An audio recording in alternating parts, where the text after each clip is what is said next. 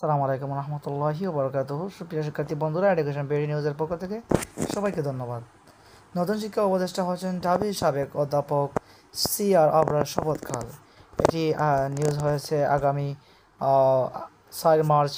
আজকেই নিউজ হয়ে আগামীকাল নিউজ হয়েছে।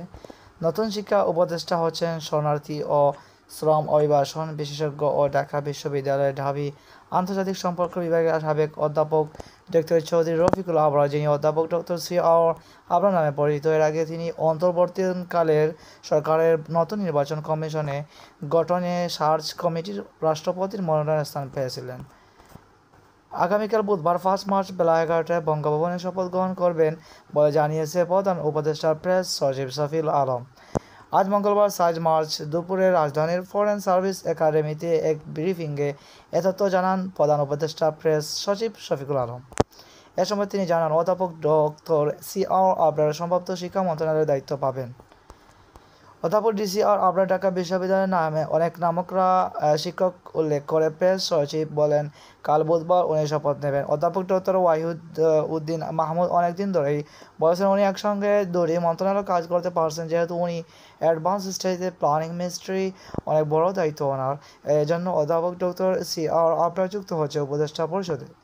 বর্তমান শিক্ষা অধ্যাপক ডক্টর ওয়াহিউদ্দিন মাহমুদ এই মন্ত্রণালয়ের পাশাপাশি পরিকল্পনা মন্ত্রণালয়ের দায়িত্ব পালন করে আসছেন। অধ্যাপক ডক্টর আবরারের জন্ম 1952 সালের 7ই আগস্ট ফরিদপুরে। তার পিতা আব্দুল সাত্তার চৌধুরী ও মাতা সুফিয়া সুলতানা মির্জাপুর ক্যাডেট কলেজ থেকে মাধ্যমিক ও উচ্চ মাধ্যমিক পাশ করে 1972 সালে ঢাকা বিশ্ববিদ্যালয়ে ভর্তি হন। আন্তর্জাতিক সম্পর্ক বিভাগ থেকে স্নাতক ও স্নাতকোত্তর পাশ করেন তিনি। এরপর যুক্তরাজ্যের সাসেক্স বিশ্ববিদ্যালয়ের থেকে একই বিষয়ে এমএ এবং অস্ট্রেলিয়ার গ্রিফিথ বিশ্ববিদ্যালয় থেকে পিএইচডি ডিগ্রি লাভ করেন তিনি। 1979 সাল থেকে টানা 4 দশক ধরে ঢাকা বিশ্ববিদ্যালয়ে অধ্যাপনা করেছেন।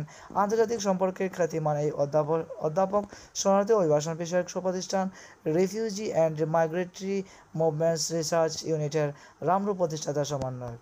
ধন্যবাদ আমার এডুকেশন বিডি নিউজের পাশে থাকার জন্য। সবাই বেল আইকনটি চেপে নতুন নতুন ভিডিও দেখতে অবশ্যই সাবস্ক্রাইব করে পাশে থাকবে। ধন্যবাদ সবাইকে।